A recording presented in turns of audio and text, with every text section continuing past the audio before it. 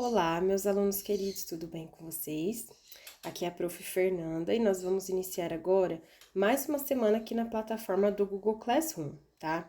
Eu queria começar essa aula lembrando que eu postei a correção da unidade 2 e que, portanto, quem assistiu o vídeo de correção, se ainda tiver alguma dúvida, pode entrar em contato comigo, tá? Mas eu não aceito mais quem tá com as lições atrasadas postar a unidade 1 e a unidade 2, conforme a gente combinou, tá? Quem tá atrasado com a unidade 3 e a unidade 4, por favor, tem esta semana e a próxima para colocar em dia. Depois nós já vamos entrar na revisão para a prova, né? E aí já não tem mais como enviar as atividades atrasadas. Combinado? Hoje nós vamos falar sobre o conto maravilhoso. O que é o conto maravilhoso?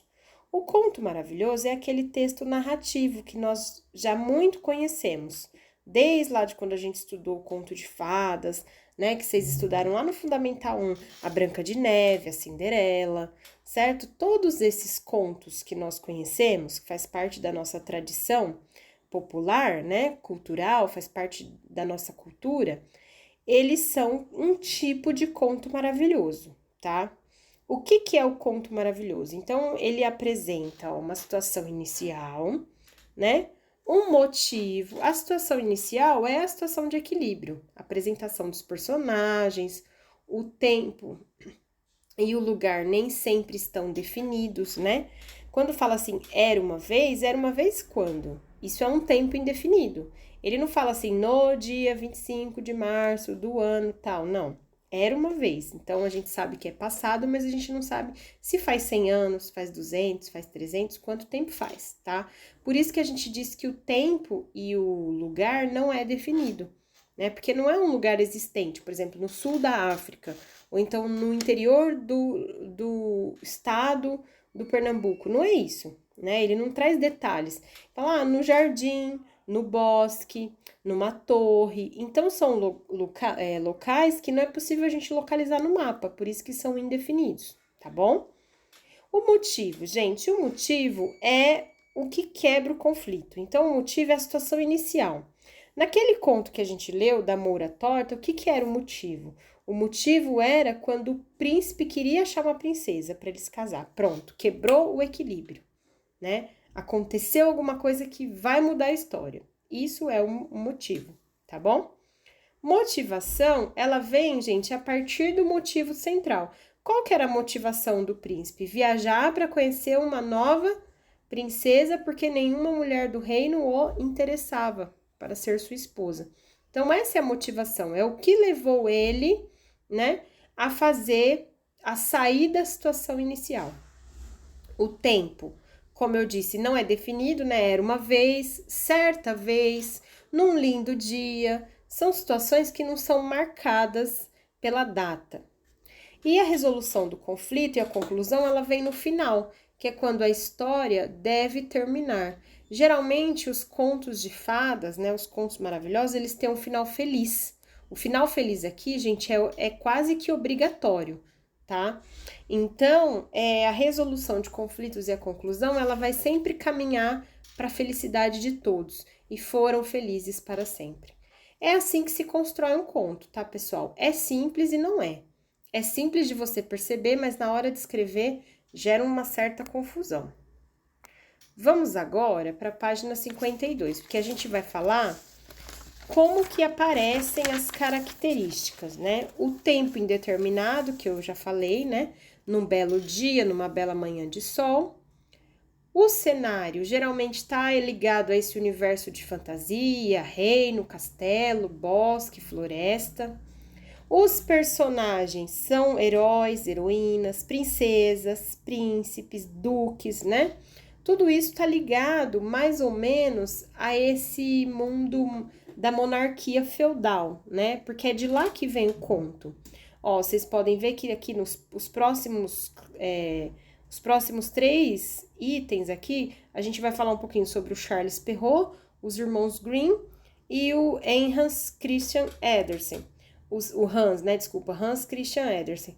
Os três, eles são mais ou menos ali, ó, entre 1628 e 1875, que é esse período medieval, esse período de realeza, né? Remete muito a esse universo de reis e rainhas, tá?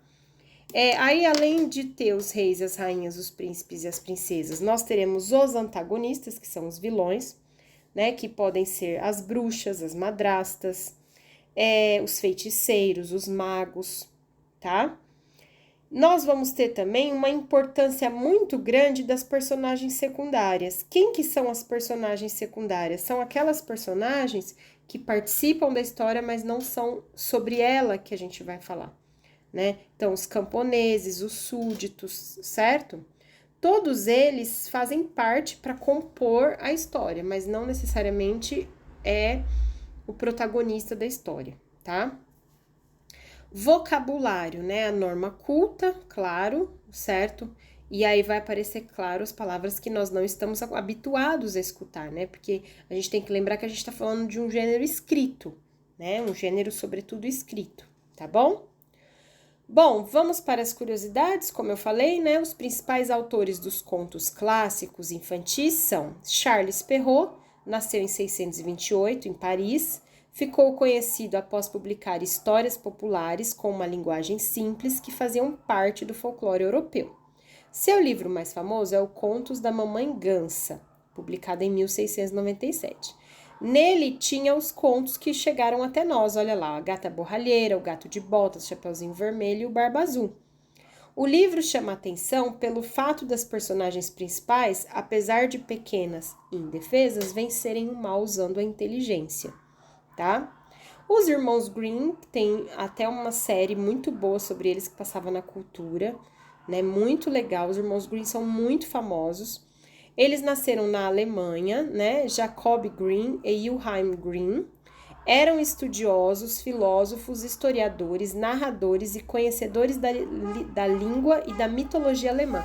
Por isso que é importante a gente estudar esse conto maravilhoso, porque ele traz pra gente essa cultura, né? Essa cultura europeia erudita que é muito importante a gente adquirir. Os irmãos decidiram pesquisar e ouvir histórias, procurando camponeses, amigos e conhecidos, no intuito de recolher a maior quantidade possível de contos populares, lendas e sagas germânicas, todas essas conservadas pelo tempo e pela tradição oral. Nessas histórias encontraram a fantasia, o lúdico e o misticismo. Misticismo é aquilo que a gente não pode explicar, aquilo que é mítico. E foi desse mundo surreal que se originaram as histórias infantis.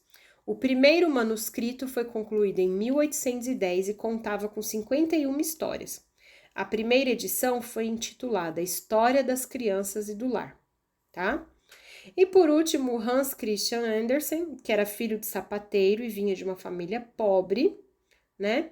Ele nasceu em 2 de abril de 1805, na Dinamarca. Andersen só passou a ser conhecido publicamente com a divulgação de suas histórias infantis. As mais conhecidas foram Patinho Feio, Soldadinho de Chumbo, A Pequena Sereia e João Maria. Ah, professor, então quer dizer que a Pequena Sereia não é da Disney? Gente, a Disney, ela tem uma qualidade incrível. Ela pega histórias e transforma em filmes. Isso é muito legal, tá? Porque isso dá pra gente uma outra versão, o lúdico, né? Principalmente para as crianças, tá? Dificilmente uma criança vai pegar um livro dessa grossura dos irmãos Grimm e ler, né? Porém, ela vai assistir o filme da Disney e vai ficar conhecendo a história. Mas isso não significa que os estúdios do Walt Disney criaram a história, tá? A maioria, se não quase 100% dos contos de fadas são adaptações de livros. Isso é muito importante vocês saberem, tá? Agora que você já conhece as características do gênero textual conto maravilhoso, volte ao texto da Moura Torta e responda, tá? Eu vou fazer junto com vocês esse exercício, presta atenção. Todo conto maravilhoso é uma narração que apresenta os fatos em uma sequência. Assim, separe as partes principais do texto de acordo com a estrutura estudada. Primeiro, situação inicial. Como que começa, né? Então, é o fato do príncipe que vivia com seu pai estar procurando uma esposa para se casar, certo? Como ele não se interessava por nenhuma menina do reino, ele decide se aconselhar com seu pai, tá? Então, a situação inicial é o príncipe que vive com seu pai e que tá procurando uma esposa para casar. E não achou, e não se interessava por nenhuma moça do seu reino, tá bom? O motivo é o que muda a história, o que faz a coisa mudar. É quando o rei aconselha o filho a ir procurar uma esposa em outros países. E aí o príncipe obedece. É isso que muda, gente. É isso que quebra o equilíbrio, tá? É o motivo. Motivações. Então, na sua viagem, o que vai acontecendo, né? Lembra que as motivações, elas são, gente, elas se desenvolvem a partir do motivo central. O que acontece em seguida? Então, em sua viagem, o príncipe encontra uma velhinha que lhe dá 3 laranjas encantadas, tá? Vocês vão ver que tem um espaço bem grande para escrever a motivação. Então, eu vou ajudar porque eu achei um pouco difícil esse exercício.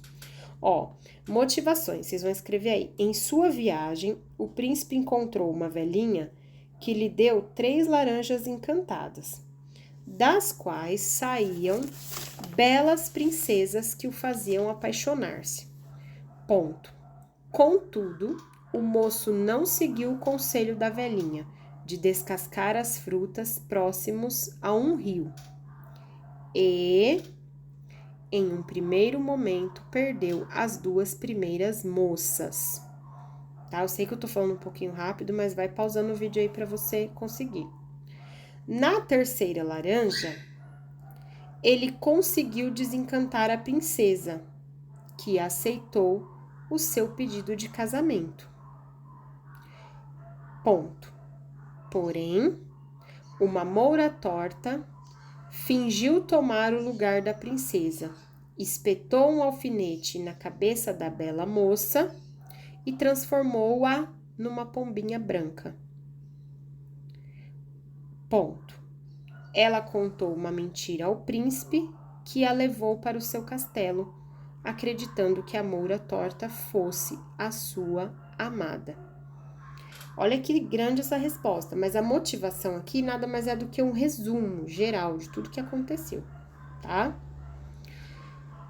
Tudo bem, gente? Eu sei que esse exercício foi um pouco complicado, tá? Volta e vai ouvindo e vai copiando. Mas se você quiser fazer um resumo também, com suas próprias palavras, pode, tá? O tempo. Bom, como que se inicia? O texto se inicia com era uma vez. Então, revela pra gente que essa história aconteceu no passado, tá? O tempo aqui é o passado, porque o texto começa com era uma vez. Resolução do conflito. Como que a coisa muda, né? E aí o bem vence. A resolução do conflito se dá quando o hortelão escutou a pombinha falar, perguntando sobre o príncipe e a moura torta.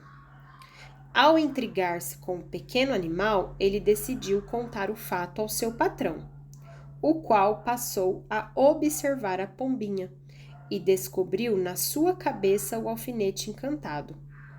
Retirou-o, desfazendo o feitiço da bruxa e fazendo ressurgir a sua bela princesa. Ponto.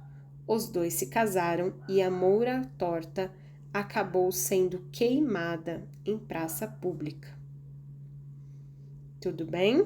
Também outro exercício longo, tá? Exercício 2, gente. Quando ocorreu a história da moura torta?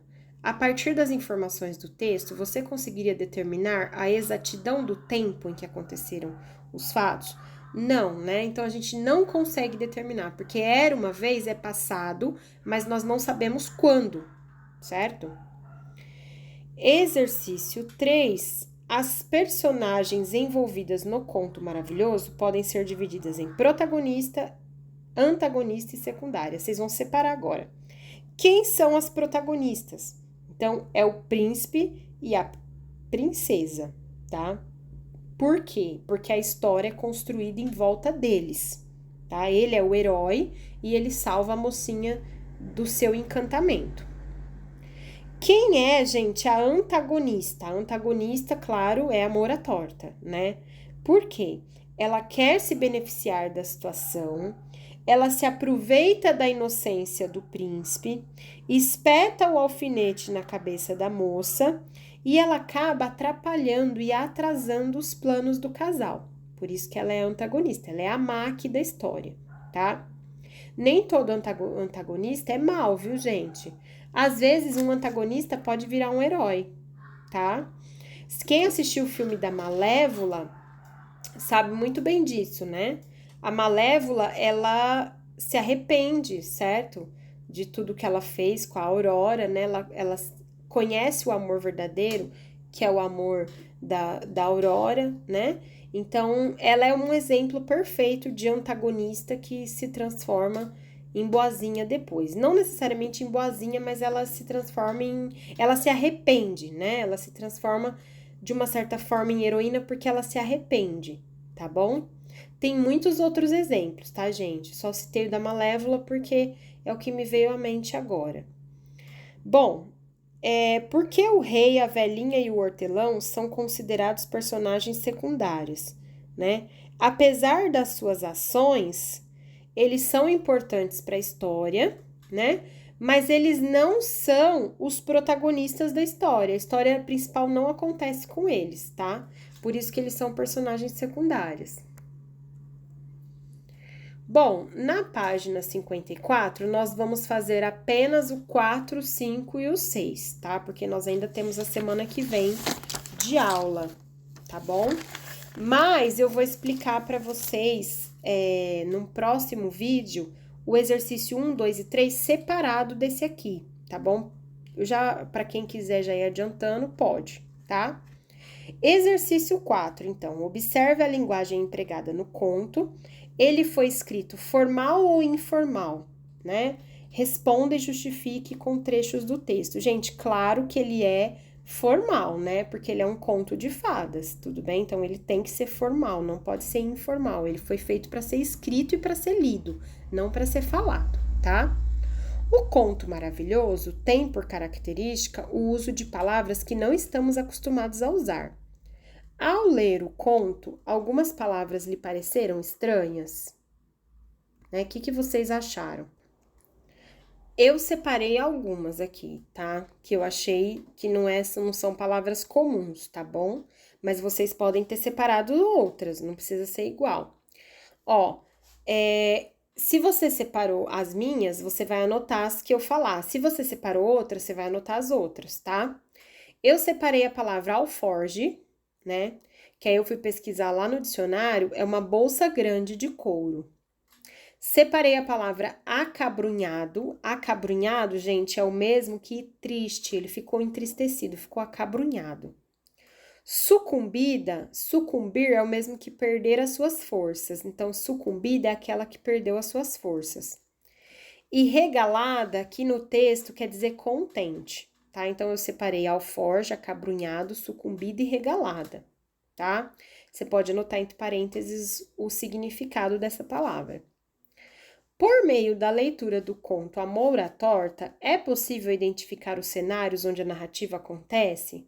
Quais são eles, né? Então, sim, o cenário, gente, aqui pra gente é aquele que a gente tinha conversado, né? É o palácio, certo? Do rei.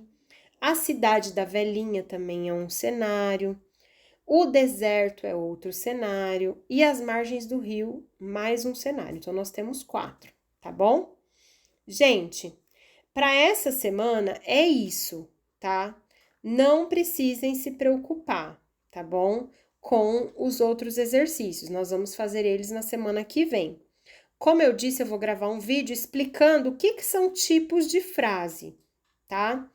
Para aí quem já quiser ir adiantando, né, a apostila pode, tá? Mas o que eu solicitei é só até o exercício 6, combinado? Então, pessoal, até a semana que vem, façam a leitura do Sítio do Pica-Pau Amarelo, tá? Quem tiver dúvidas ainda vem falar comigo, tá? Quem tá com lição atrasada, por favor, coloque tudo em dia. Combinado? Um abraço e até a semana que vem. Assistam o vídeo tipos de frase, mesmo que você não vai adiantar os exercícios, só para você começar a entender a matéria da semana que vem, tá?